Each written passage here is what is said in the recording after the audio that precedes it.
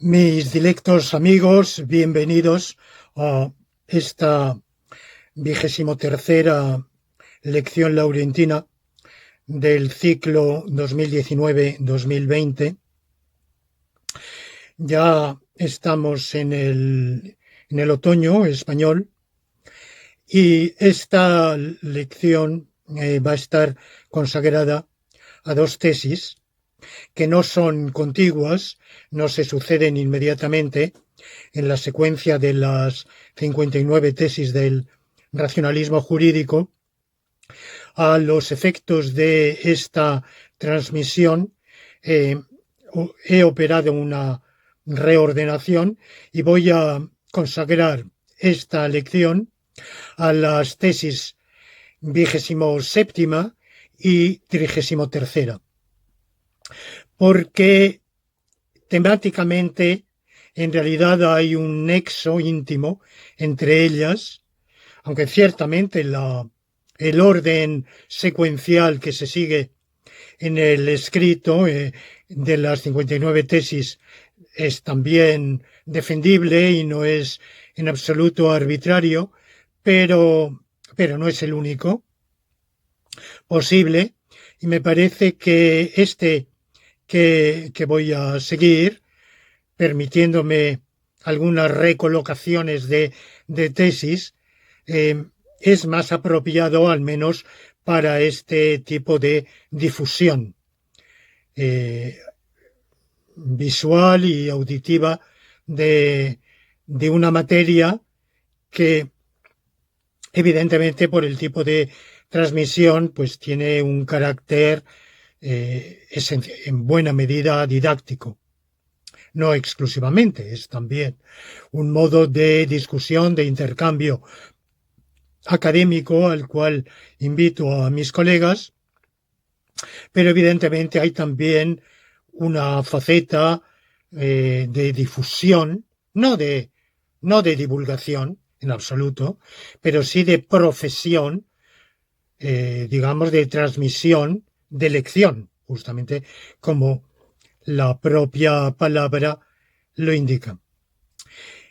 Tesis 27ª nos dice que es condición suficiente, pero no necesaria, para la vigencia de una norma, el que ésta sea requerida para el bien común de la sociedad. Y la tesis 33ª nos dice que es condición suficiente, de nuevo, pero no necesaria, para la vigencia de una norma, que ésta sea edictada por la autoridad legislativa a la cual incumba, según un reconocimiento social, la tarea de legislar, de establecer la legislación en esa sociedad. Bueno, aquí tenemos una escisión disyuntiva de lo que en Santo Tomás de Aquino, en el Doctor Angélico, es una conjunción, donde la inspiración tomista es absolutamente clara y incuestionable. Por otra parte, independientemente de mi lectura, que ha sido asidua y profunda, de la Suma Teológica del Aquinate, yo he recibido la herencia de su doctrina sobre la ley natural y el derecho natural indirectamente a través de la Escuela de Salamanca, lo que en sentido lato llamamos la Escuela de Salamanca, o sea, la escolástica española del siglo de oro, pero también de Grocio, de Leibniz y de toda la escuela del derecho natural que se desarrolló en buena medida en los países germánicos, como Holanda, los estados del Sacro Imperio Romano Germánico. Fue donde mayor desarrollo alcanzó. También, por supuesto, fuera de él hubo desarrollos en el siglo XVII y XVIII, por ejemplo en Italia con la obra de Vico, pero bueno, estos son los lineamientos. En mi orientación, la influencia decisiva ha sido la de Leibniz. Es igual que en mi juventud fue Hegel, el gran autor alemán que marcó mi orientación filosófica. En la época tardía de madurez, entre madurez y senectud, podríamos decir, ha sido y es Leibniz. Y sigue siéndolo. Bueno, de manera que tanto directamente por la lectura de la gran obra de Laquinate, no solo de la Suma Teológica, evidentemente de muchas otras también, cuanto por la influencia indirecta de la recepción de su legado a través de estos eslabones que he mencionado, de estas mediaciones. Yo desde que empecé a elaborar una teoría, una filosofía jurídica, que fue en una etapa avanzada de mi trayectoria filosófica, fue mediados, finales, bueno, ya había habido un pequeño precedente antes, pero muy puntual, mediados, sobre todo finales de los 90, cuando yo ya tenía a mis espaldas una larguísima trayectoria académica, docente, investigativa, en lógica, filosofía del lenguaje, metafísica, historia de la filosofía, teoría del conocimiento.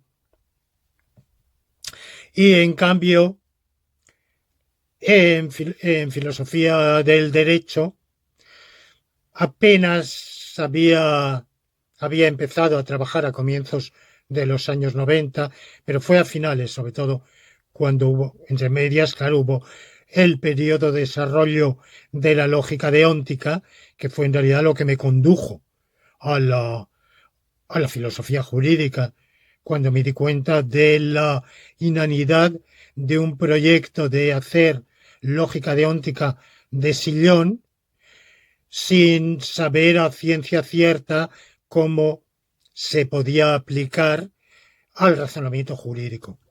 Y ese razonamiento jurídico no podía estudiarse. Razonamiento que no es argumentación jurídica, porque la argumentación puede no ser un razonamiento. La argumentación puede ser meramente persuasiva. El razonamiento es o aspira a ser no meramente persuasivo, sino convincente, o sea, dar razones lógicamente sensatas, lógicamente válidas. Y, como digo, fue la lógica deóntica la que me condujo al derecho, y desde los comienzos de mi elaboración, todavía incipiente en aquellas fechas, de una filosofía jurídica, pero ya en aquel momento la influencia de Leibniz era decisiva, y a través de ella recuperé la de Santo Tomás, que ciertamente con la cual estaba muy familiarizado, primero desde mis remotos estudios de adolescencia. Ya había tenido algún contacto con la teoría atomista de la ley natural, pero sobre todo desde mis estudios de filosofía medieval, puesto que una de las asignaturas que en varias ocasiones tuve el honor de enseñar en la Pontificia Universidad Católica del Ecuador fue la historia de la filosofía medieval, lo cual me llevó a una preparación exhaustiva que entre otras cosas comportó evidentemente un estudio con hondura, con mucho detenimiento, de los principales filósofos medievales, tanto musulmanes como cristianos, aunque descuidé por por desconocimiento, la filosofía bizantina que quedó al margen de aquella docencia. De manera que la teoría atomista de la ley natural siempre me ha sido familiar y siempre ha estado en el trasfondo, directa o indirectamente, de mi desarrollo de la teoría del derecho natural.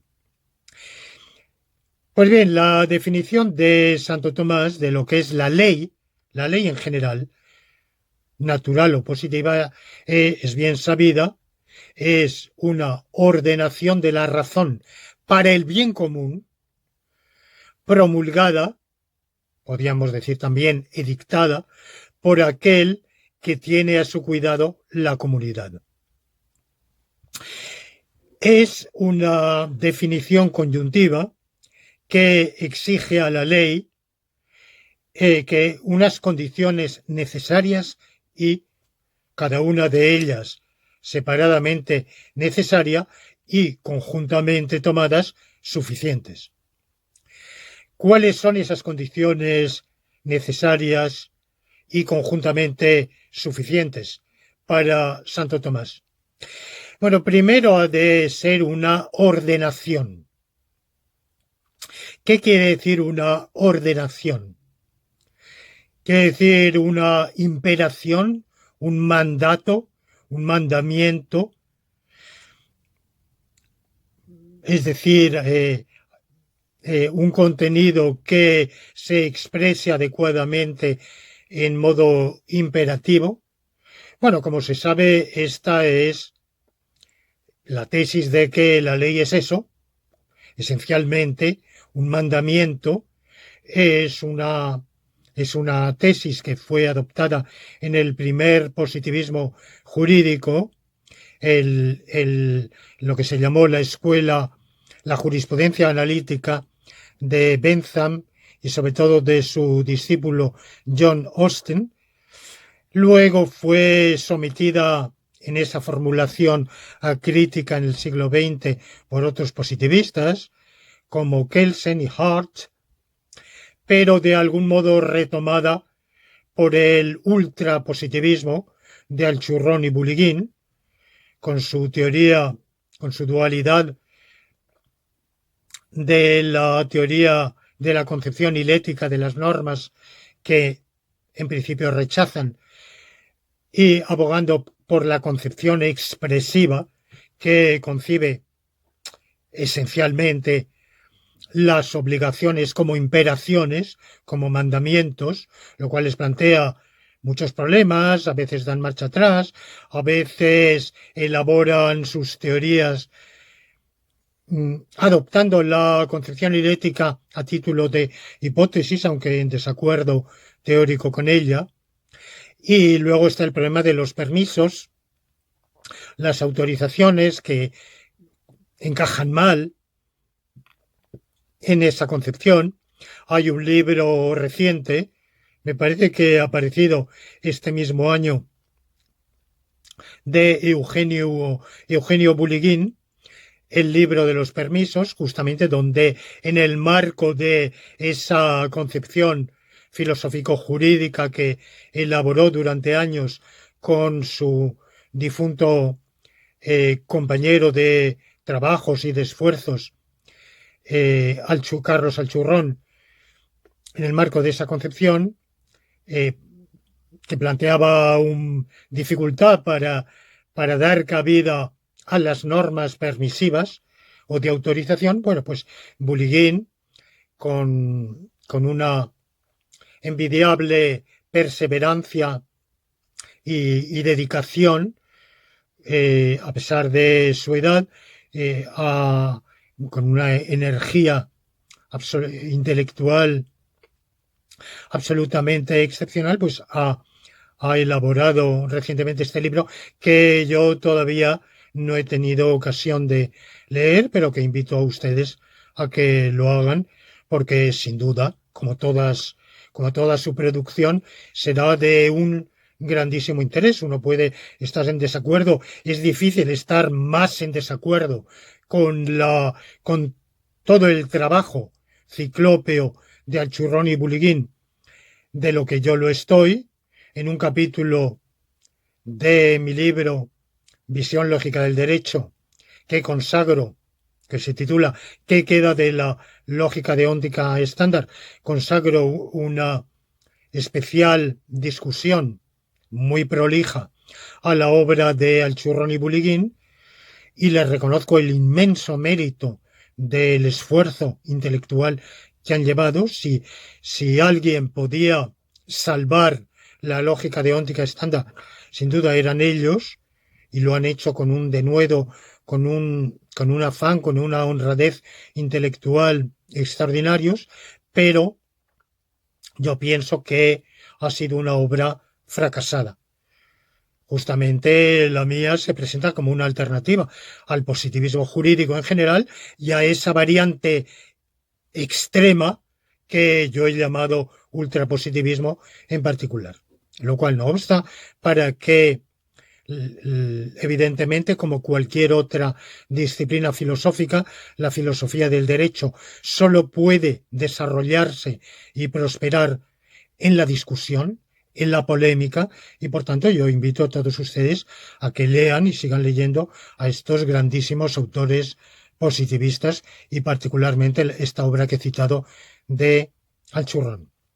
Bueno, pues volviendo a Santo Tomás, cuando dice ordenación, ¿quiere decir imperación? Yo pienso que no. En el contexto, leyendo el contexto de la Suma Teológica, y por supuesto leyendo a sus discípulos, directos o indirectos, creo que cuando dice ordenación quiere decir establecimiento de unos deberes, unas prohibiciones o unas autorizaciones. Es decir, que lo primero que la primera nota del concepto de ley es que sea un acto o un hecho por el cual se instituyan, se creen, se establezcan o se consignen unas obligaciones, unas prohibiciones o unas autorizaciones. Esta es la primera nota de ese concepto. Como cualquier otra nota de un concepto, es necesaria, pero por sí sola no es suficiente. Segundo, ha de ser para Santo Tomás una ordenación de la razón. ¿Qué quiere decir que es de la razón?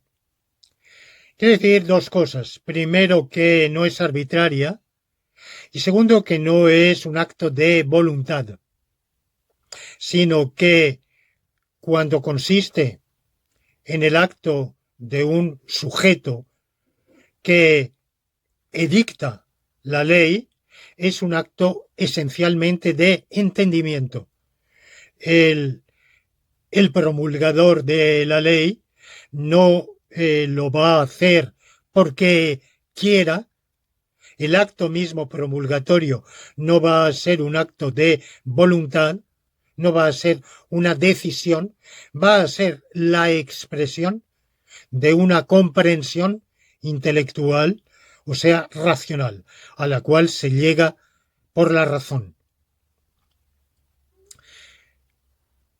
Para nuestros propósitos, quedémonos con esta nota, quiere decir esas dos características de que no se establece por un acto de voluntad y que no es arbitraria. Evidentemente, si no se establece por un acto de voluntad, no es arbitraria. El entendimiento no es arbitrario. Es falible, puede cometer errores, pero no es arbitrario. Tercera nota en el Aquinate es que tiene como finalidad el bien común. En realidad, esta nota entendida en conexión con la anterior, quiere decir que la ley no solo es útil para el bien común, sino que es requerida para el bien común. Es difícil escindir las dos cosas, porque si el establecimiento de un deber sirviera al bien común, pero no fuera requerido por el bien común, eso sin duda sería porque, aunque por un lado es favorable al bien común, por el otro lado comporta también inconvenientes para el bien común. Y entonces lo uno con lo otro se contrapone. Por ello es muy difícil, si no imposible conceptualmente, que el establecimiento de un deber sirva al bien común sin ser requerido por el bien común. Confieso que esto plantea un problema que requeriría un estudio más en profundidad, la posibilidad de normas útiles para el bien común, pero no necesarias para ese bien común. Yo me voy a abstener aquí de entrar en esa disquisición. Baste lo dicho, baste decir que normalmente, por la razón que acabo de expresar, si una norma difícilmente puede ser útil para el bien común, si no es necesaria para ese bien común. En todo caso, la tercera nota vamos a entenderla como que la ley es necesaria para el bien común. Es una ordenación, primera nota, o sea que establece deberes, prohibiciones o autorizaciones. Es de la razón, o sea, no es arbitraria ni se establece por un acto de voluntad. Sirve al bien común, es requerida para el bien común, tercera nota. Y cuarta nota en el Aquinate es promulgada o edictada por aquel que tiene a su cuidado la comunidad. ¿Y quién tiene a su cuidado la comunidad? Bueno, este es un asunto esencialmente empírico. Aquel que por las circunstancias históricas, sociales, en una sociedad dada, está en condiciones de que sus promulgamientos sean acatados y cumplidos. Santo Tomás no entra aquí a desarrollar una teoría de la legitimidad política. La da por presupuesta. Es un ámbito que excede este marco. Establecida una autoridad en la comunidad, se haya llegado a ella por los cauces o las vías que hayan sido, cualesquiera que sean los criterios de esa legitimidad. Por supuesto, para él, en última instancia, el poder viene siempre de Dios, de manera que cuando se ha establecido, aunque sea por la fuerza, un poder y éste ha prosperado, es porque la divina providencia ha favorecido el establecimiento de ese poder. Si no hubiera así, el poder habría fracasado.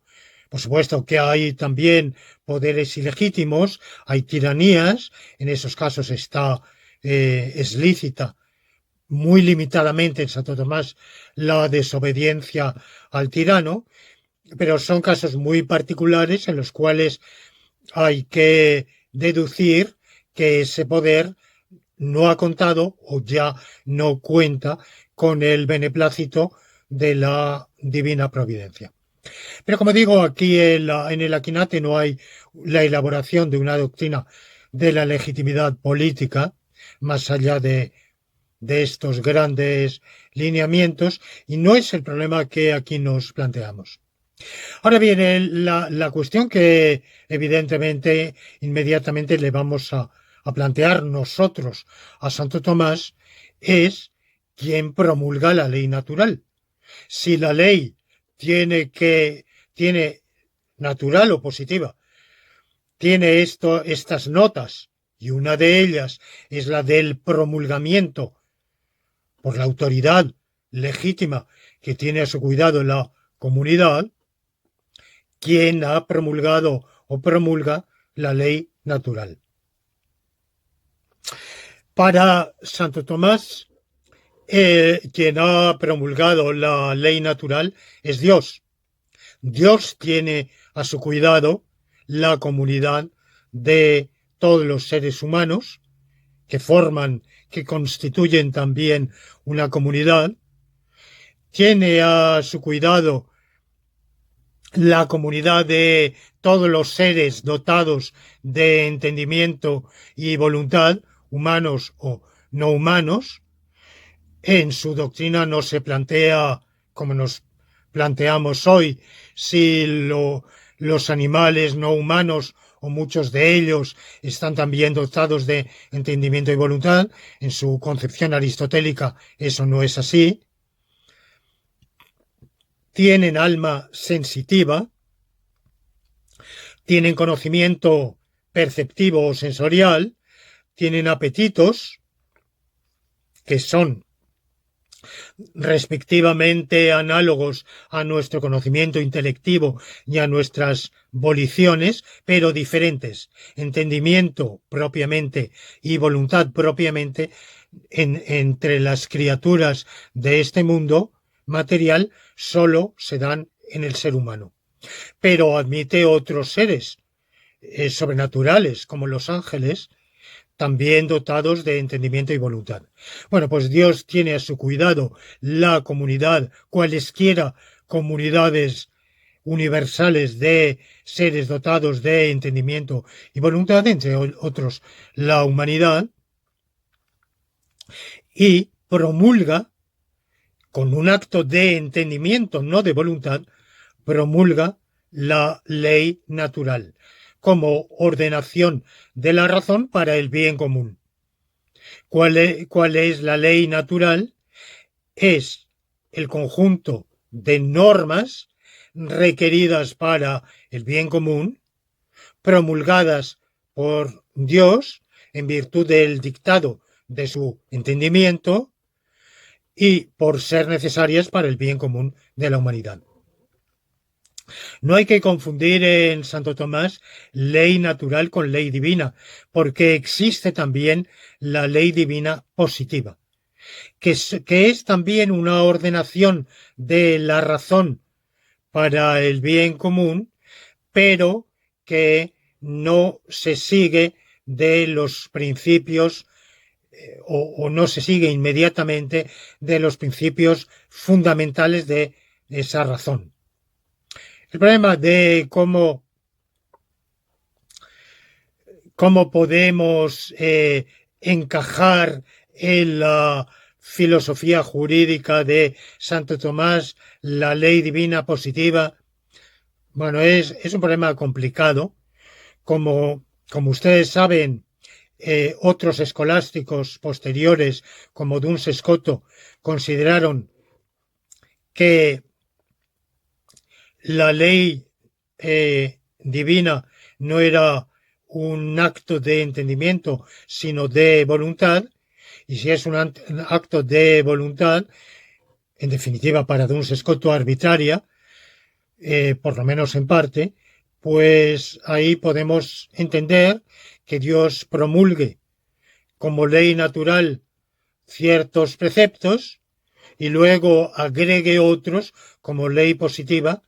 La gran diferencia para Santo Tomás es que la ley natural la podemos conocer por la razón y la ley divina positiva solo la podemos conocer por la revelación. La revelación no nos interesa aquí, la ley divina positiva no nos interesa aquí, nos limitamos a la ley natural divina o positiva humana. La gran diferencia entre esa filosofía jurídica, esa concepción de la ley de Santo Tomás y la que yo les propongo, es que donde Santo Tomás establece una conjunción, yo establezco una disyunción. La ley es o bien una ordenación, es decir, el establecimiento de unos deberes, prohibiciones o autorizaciones de manera no arbitraria ni voluntaria que hacen falta para el bien común, o bien eso, o bien es el establecimiento de unos deberes, prohibiciones u obligaciones dictado por aquel que tiene a su cuidado la comunidad. O bien lo uno o bien lo otro, o bien ambos, evidentemente. No se trata de una disyunción exclusiva, mutuamente exclusiva, en absoluto. Se trata de la disyunción lógica ordinaria que no es disyuntiva, que no es, exclusiva, mutuamente exclusiva. Por tanto, tesis 27ª.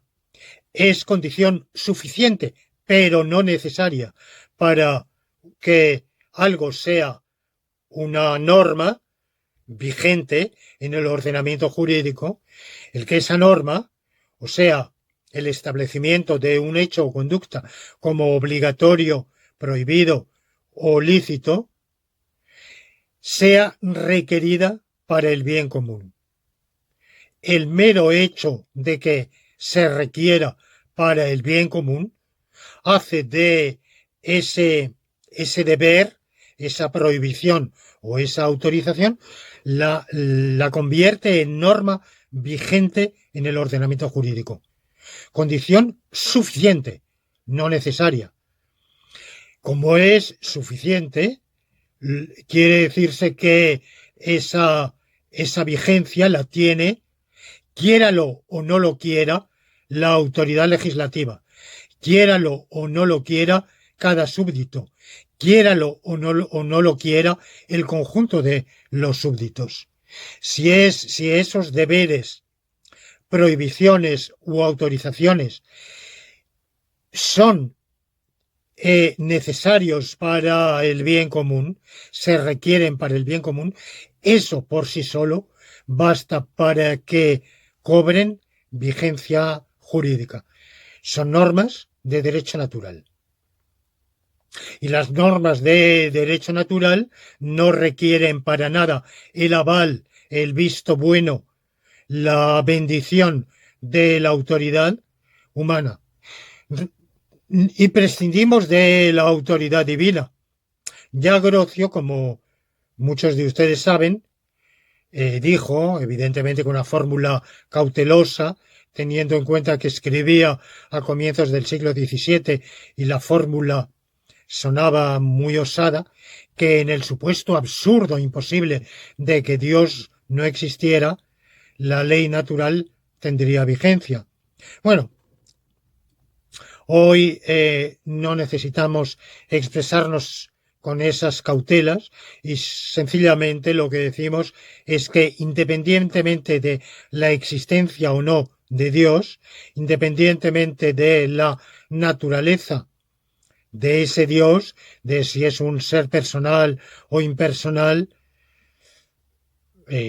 yo personalmente soy panteísta, ya que entramos en ese ámbito, pero vamos, esa es una convicción metafísica que es irrelevante, sencillamente para disipar cualquier duda o curiosidad que pudieran tener ustedes, pues hago este sinceramiento, pero a título de mero paréntesis. Exista o no exista Dios, lleve razón el ateo, lleve razón el panteísta, lleve razón el politeísta o el teísta, independientemente de eso, la ley natural es vigente tiene vigencia, no por haber sido promulgada por quien tiene a su cuidado la comunidad, tenga o no a su cuidado la comunidad universal de seres humanos alguien, un ángel, un ser sobrenatural, Dios o algún Dios. Independientemente de eso, la ley natural vale por sí misma, por ser requerida para el bien común de la comunidad. Nada más. Condición suficiente. Prescindimos aquí en la ley natural de la promulgación.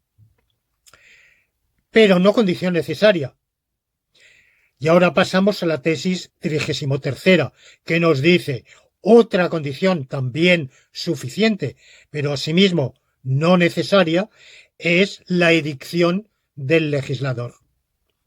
Ustedes pueden decir, bueno, edicción válida, porque ya se me ha objetado, si ustedes leen la discusión del número de eunomía, en el cual había una sección consagrada a disputar sobre el libro Visión Lógica del Derecho, y en él hay un intercambio de opiniones, una polémica entre mi apreciado colega José Juan Moreso y un servidor, y ahí Moreso me objeta que mi tesis de que es condición suficiente el pronunciamiento edictivo del legislador nos conduce a que, como el legislador puede decir cualquier cosa, un legislador evidentemente puede decir cualquier disparate, pero se requerirá como mínimo que lo haga en el ejercicio legítimo de su función legislativa, cumpliendo unos requisitos. Por supuesto, pero vamos a ver, cuando digo edictada, quiero decir que está realizando un acto de habla edictivo. Todo acto de habla es un hacer algo, es crear una situación de hecho con unas palabras. Nos viene del filósofo del lenguaje corriente oxoniano, How to Do Things with Words, que fue el que creó la teoría de los performativos, de los actos ilocucionarios. Un performativo es justamente un pronunciamiento, una prolación verbal, pero que tiene la fuerza de crear una situación de hecho. Son performativos los imperativos, los interrogativos y los actos edictivos o promulgatorios. Promulgo que, establezco que, pero para cualquier acto performativo requiere unas condiciones no solo semánticas, sino pragmáticas. Un entorno o contexto de locución adecuado, unos interlocutores adecuados, sin los cuales no hay interrogación. Un ser inteligente que viviera en un mundo imaginario, aislado, fuera el único, no puede imperar nada, no tendría sentido que imperase nada. Por supuesto, puede enunciar fórmulas, haz esto, pero no se dirigen absolutamente a nadie. Bueno, pues el acto edictivo tampoco existe, tampoco es un acto edictivo, más que cuando lo realiza primero aquel que tiene capacidad para hacerlo, es decir, que está investido de la potestad edictiva, legislativa. Segundo, que lo hace en el ejercicio de sus funciones, no, por ejemplo, duchándose por la mañana y pronunciando esas palabras o arreglándose ante el espejo, sino en el ejercicio de las funciones, con las formalidades que estén requeridas y con el contenido deóntico adecuado para que la prolación sea una erección. Si, por ejemplo, hace un aserto meramente fáctico y dice los árboles son vegetales, bueno, sin duda que lo que está diciendo es perfectamente verdad, pero eso no lo hace una edicción. Solo hay edicción o promulgamiento cuando el contenido promulgado establece una obligación, una prohibición o una permisión. De manera que eso es una edicción o promulgamiento.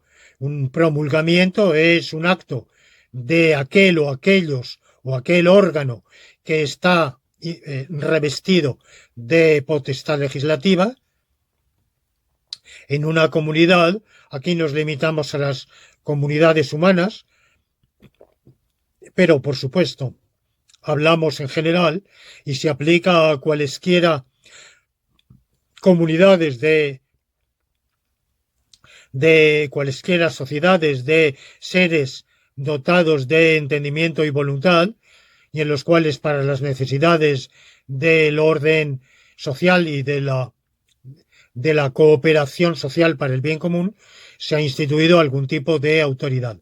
Bueno, pues a esa autoridad, de hecho instituida y reconocida, le incumbe edictar normas, y es norma todo lo que edicte.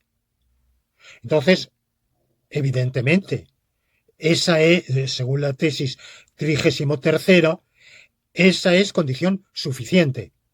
Ahora, podemos tener normas que valen por ser requeridas para el bien común, pero no edictadas y quizá ni siquiera reconocidas por la autoridad legislativa, y normas edictadas por la autoridad legislativa, pero no conducentes al bien común. Por eso, este justnaturalismo, a diferencia de otros, es un justnaturalismo aditivo. Es decir, no quita nada al derecho positivo, sino que le añade el derecho natural. La tesis del derecho positivo, del positivismo jurídico, es doble. Es, primero, que todo lo edictado por el legislador tiene vigencia legislativa. Y segundo, que sólo lo dictado por el legislador tiene vigencia legislativa, vigencia normativa.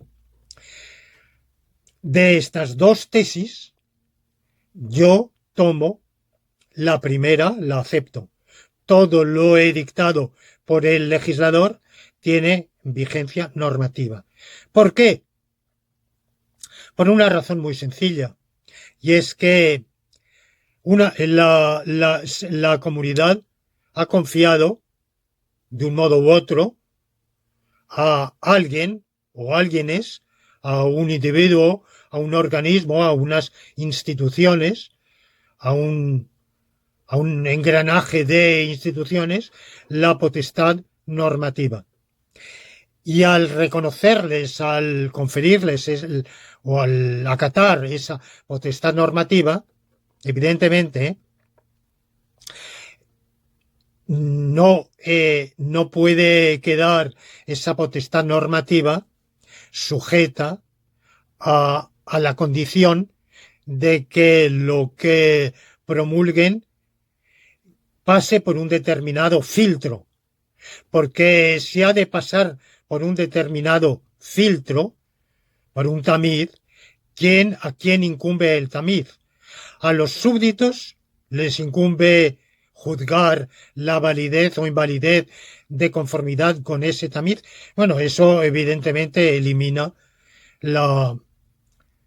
quita la fuerza vinculante a los preceptos de la autoridad legislativa.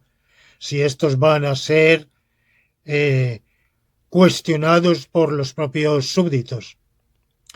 ¿Le incumbe al propio legislador?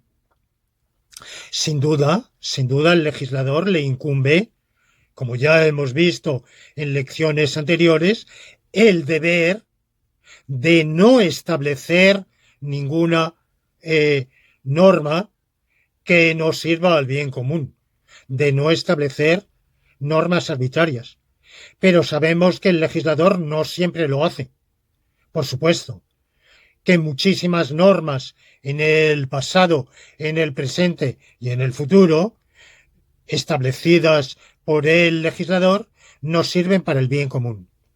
Les vamos a quitar fuerza vinculante, porque fíjense que yo hasta el momento presente he reconocido el deber del legislador de no legislar arbitrariamente, de no promulgar normas que no sean necesarias para el bien común.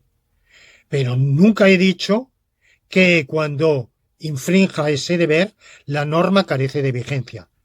Primero, porque el legislador muchas veces actúa de buena fe, pero con premura.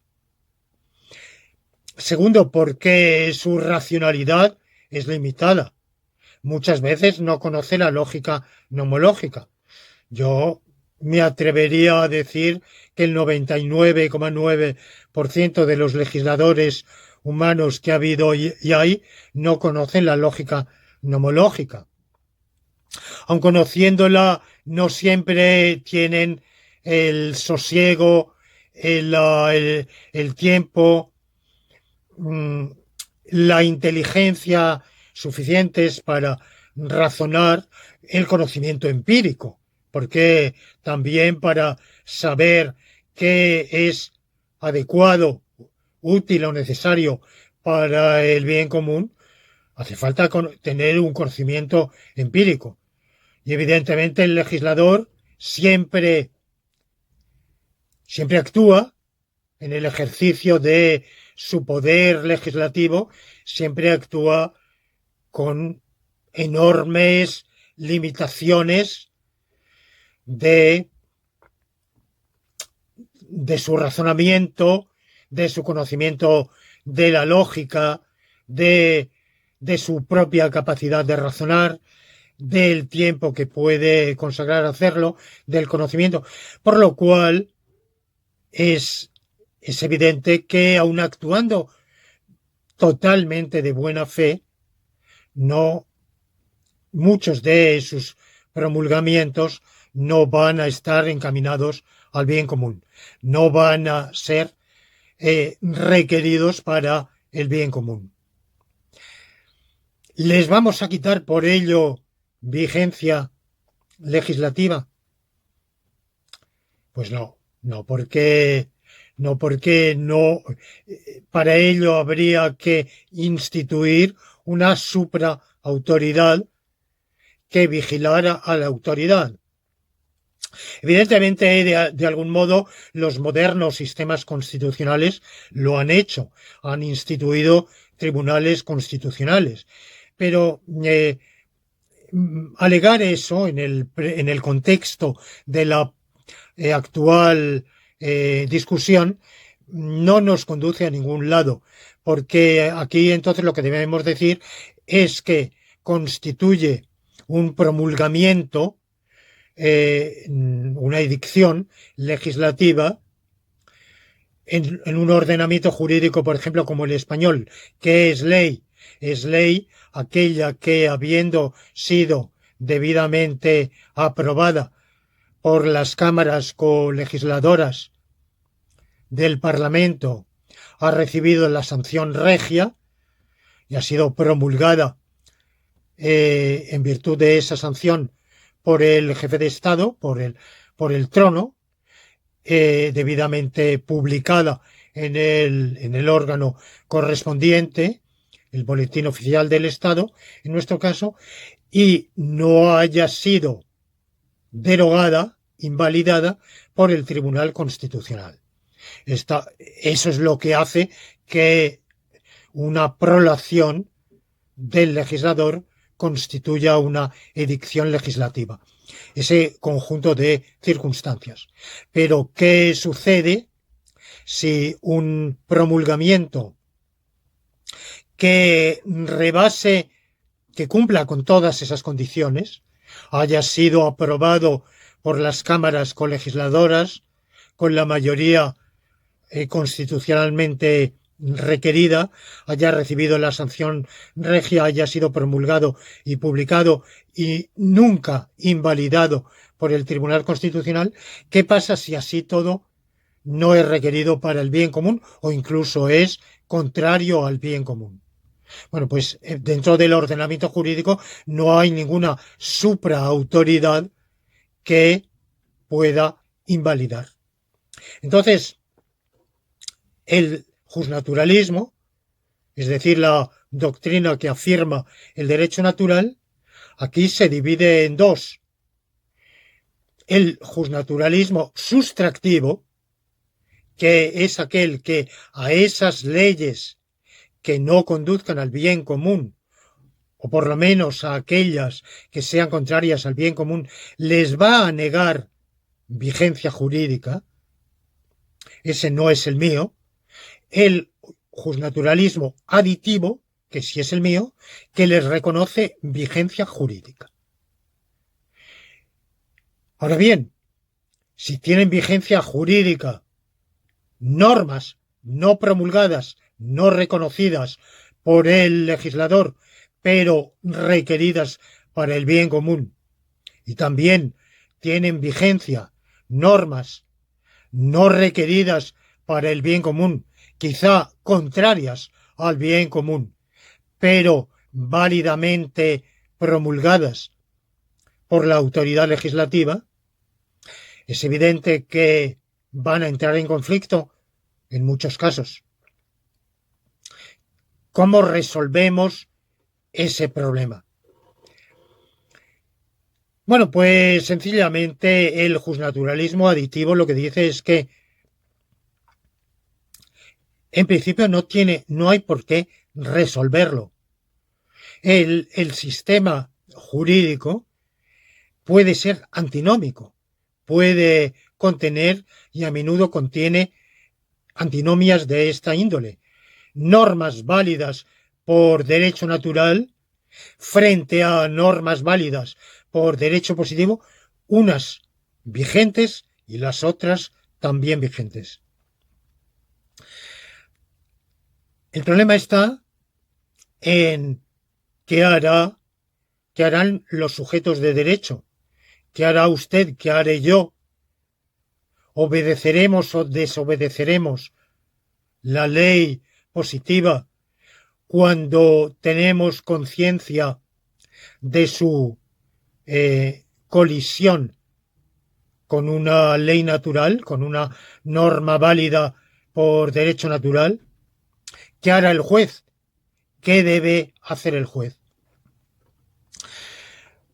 Bueno, pues aquí se nos plantean otros problemas que exceden el ámbito de lo dilucidable en el contexto de la presente lección, que van mucho más allá. En el caso de los jueces, ya he hablado de ello en la lección precedente y en otras.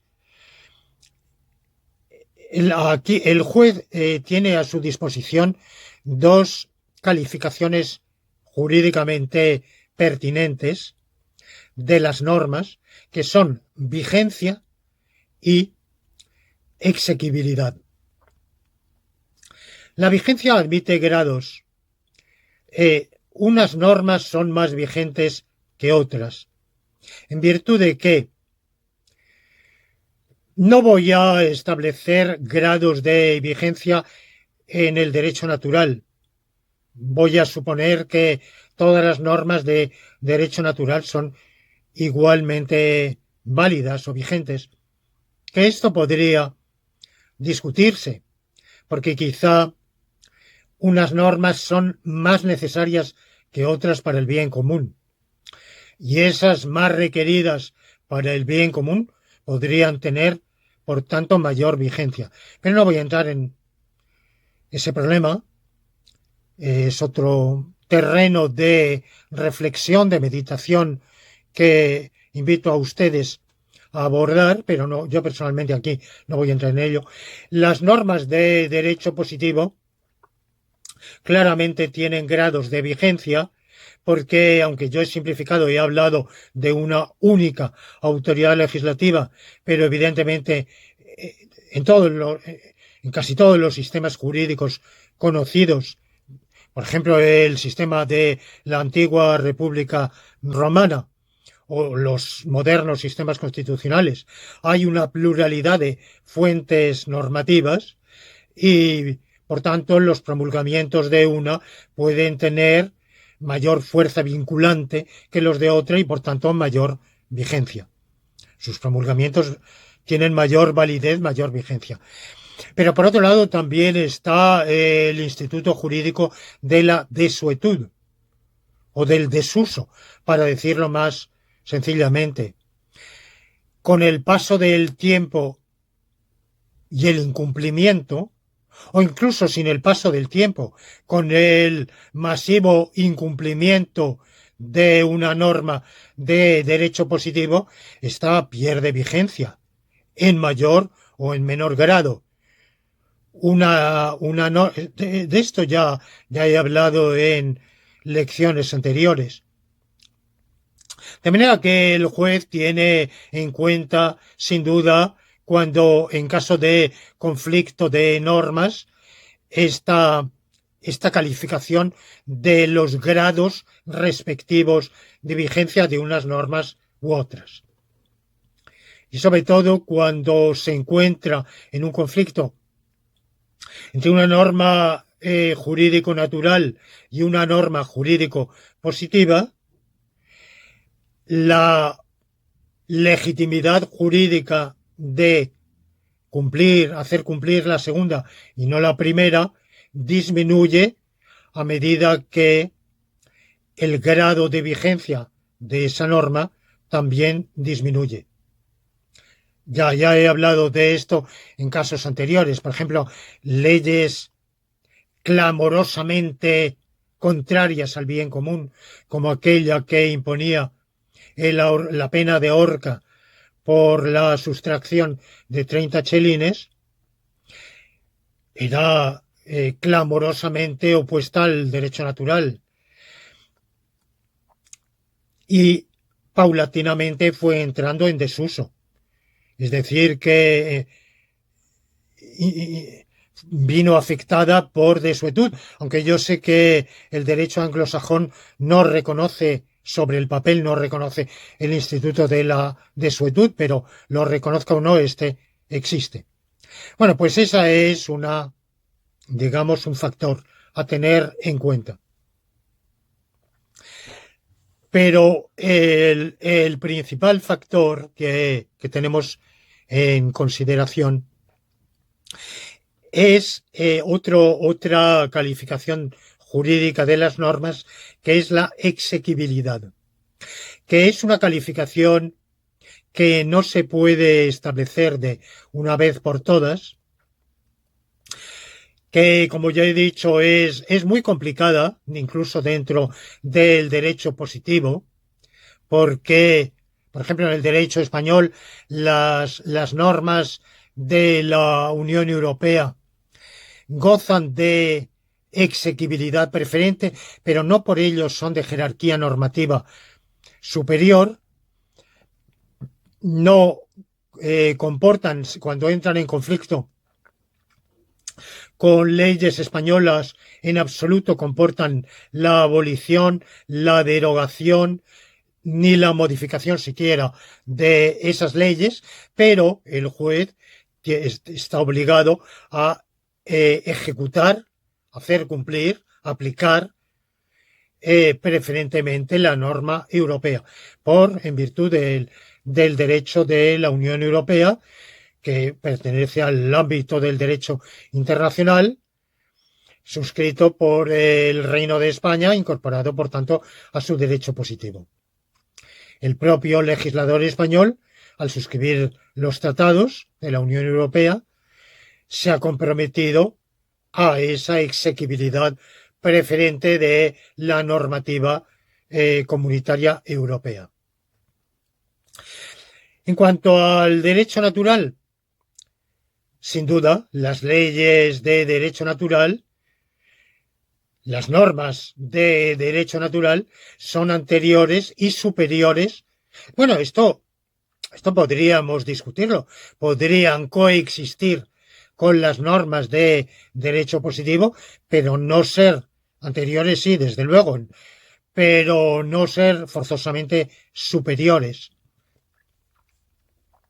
Me parece muy verosímil la tesis de que son superiores porque emanan de una fuente superior, emanan de la naturaleza misma, de las relaciones sociales, de las exigencias mismas del bien común, de la necesidad social, o sea, de aquello en virtud de lo cual se legitima la existencia de una autoridad legislativa.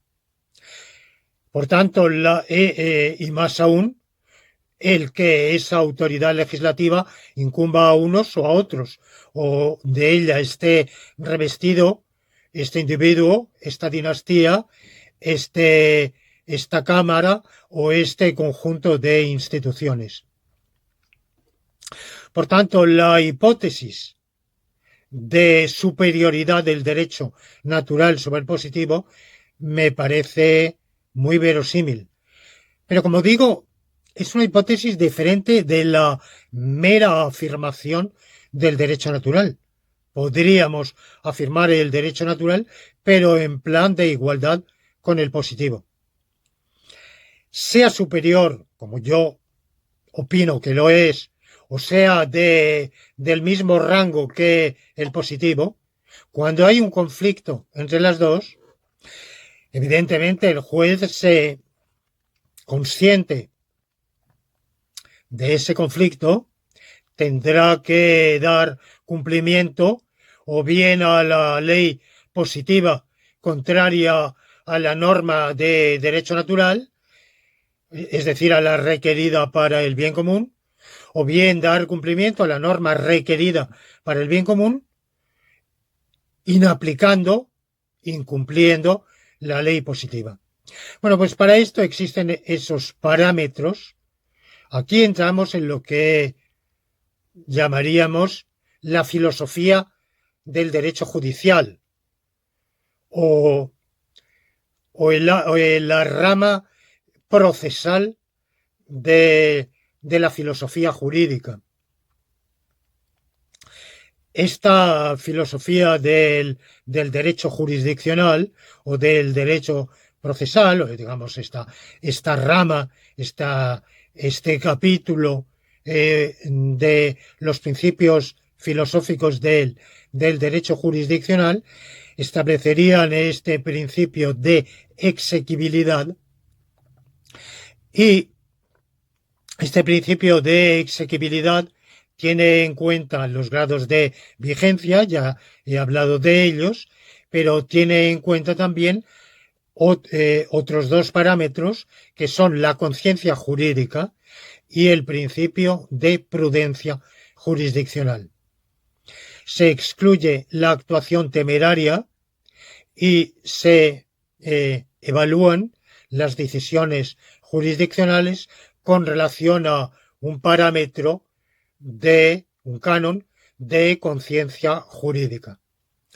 Cuando la conciencia jurídica es totalmente ciega para las exigencias de derecho natural, dentro del ordenamiento jurídico, la doctrina justnaturalista que yo profeso y que estoy exponiendo y defendiendo en estas lecciones, no faculta al juez para inaplicar el derecho positivo.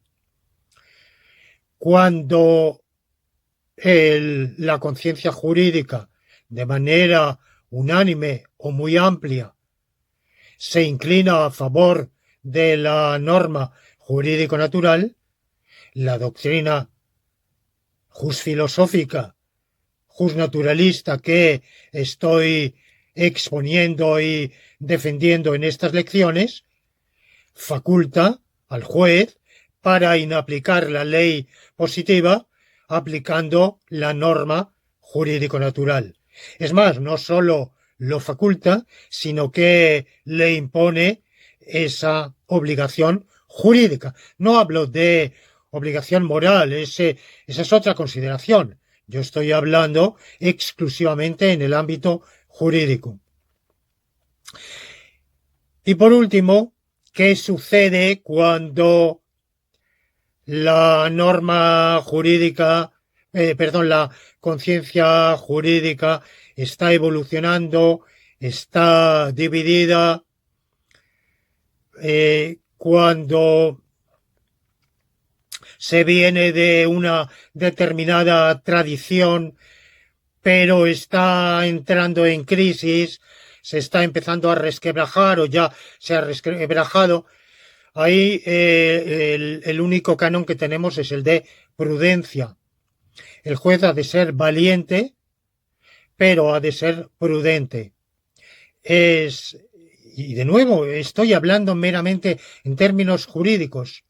Las normas metajurídicas conformes con esta doctrina filosófico-jurídica del derecho natural aditivo orientan al juez a inaplicar el derecho positivo solo en circunstancias determinadas que, teniendo en cuenta este doble parámetro de escrutar la conciencia jurídica y de actuar con valentía, pero también, y más aún quizá, con prudencia, porque los actos de temeridad van a ser considerados actos antijurídicos. Ahora bien, toda esta discusión, quiero terminar esta lección con esa reflexión. Toda esta discusión se ciñe al ámbito jurídico. He hablado del deber jurídico, cómo jurídicamente debe actuar el juez, pero también está el problema de cómo jurídicamente debe o puede actuar el súbdito. ¿En qué circunstancias le es lícito ejercer la objeción de conciencia, desobedecer la ley, porque toda objeción de conciencia es una desobediencia de la ley, y cuando le es jurídicamente lícito ir más allá, porque la objeción de conciencia siempre consiste en una abstención, en una omisión en virtud de la colisión entre la norma jurídico positiva y un imperativo de la conciencia propia, pero un deber de conciencia. La desobediencia civil va más allá porque se traduce no solo en omisiones, sino en acciones. Bueno, ese problema no desborda el marco de lo que me incumbe discutir. Pienso que la objeción de conciencia requeriría una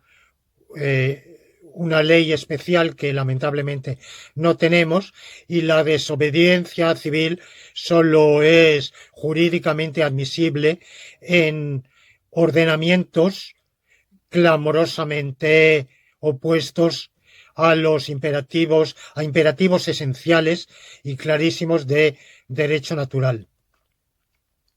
Y si no, no hay absolutamente ninguna desobediencia civil jurídicamente lícita. Lo que pasa en el orden moral, en el orden ético, es que éticamente este fue un problema muy debatido en la dentro del ámbito del positivismo jurídico español de los años 80, 90.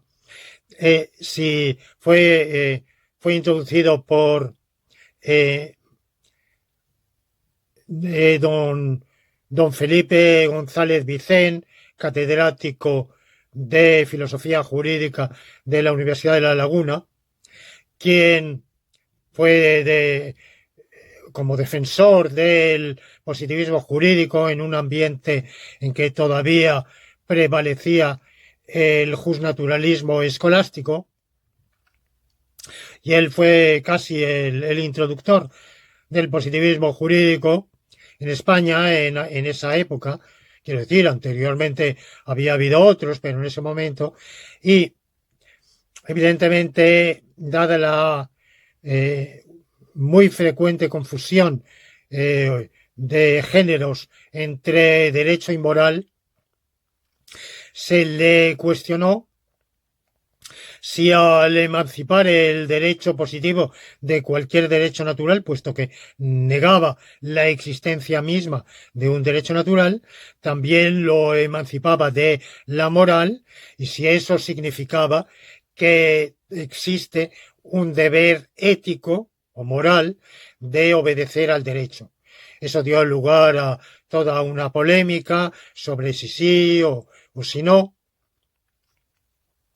Y como a partir de ese momento el positivismo jurídico, que era poca cosa en aquello a comienzos de los años 80, se convirtió en la corriente abrumadoramente mayoritaria, pues claro, en ese ambiente toda esa polémica tuvo muchísima influencia, mucha importancia. En mi perspectiva, que separa claramente, deslinda netamente los ámbitos de la ética y del derecho, ese problema no se plantea. El problema de si es moralmente obligatorio obedecer al derecho o no, es un problema de la ética, no es un problema de la filosofía jurídica. ¿Cuál es mi opinión? Esa opinión no la emitiría en el ejercicio de mi profesión de filósofo del derecho. La emitiría en expresión de mis opiniones éticas, que tengo como cualquier otro. Pero como no soy un profesional de la ética, como no me he dedicado, mi reflexión filosófica no se ha dedicado a la ética, o solo ocasional y marginalmente ha tocado temas de ética, yo no voy a dar mi opinión. Y si alguno de ustedes desearía conocerlo, pues lo siento, no voy a satisfacer esa curiosidad, no voy a decir qué es lo que opino, si es moralmente lícito o no desobedecer el derecho, algunas veces, todas las veces. No entro en eso. Ese no es el problema. El problema de que yo he abordado aquí, de cuándo es lícito desobedecer leyes positivas, es un problema jurídico. Y me he limitado al juez. Cuando le es al juez legítimamente lícito en el ámbito jurídico y no aplicar la ley positiva para aplicar una ley natural en conflicto con la positiva, le es lícito e incluso en ocasiones obligatorio, jurídicamente lícito, jurídicamente obligatorio, cuando el conflicto es palmario, cuando en ese conflicto, el juez cuenta con un respaldo de la conciencia jurídica, mayor o menor, y cuando la decisión es prudente. Cuando es lícito a los súbditos actuar, ejercer la objeción de conciencia o excepcionalmente la desobediencia civil, es otro problema que desborda completamente el ámbito de la presente lección y que en él no voy a entrar. Y bueno, pues con esto completo la presente discusión. Como ven, de Santo Tomás, que tiene un justnaturalismo aditivo sustractivo, para el cual la ley tiene un conjunto de condiciones separadamente necesarias y conjuntamente suficientes. Para nosotros la ley tiene dos condiciones separadamente suficientes, pero ninguna de ellas necesaria. Y con esto completo, reconozco la deuda que tenemos con Santo Tomás de Aquino, pero al mismo tiempo han pasado muchas cosas desde el siglo XIII, hemos aprendido mucho, tenemos otra experiencia jurídica y podemos permitirnos introducir una visión algo diferente de la suya originaria.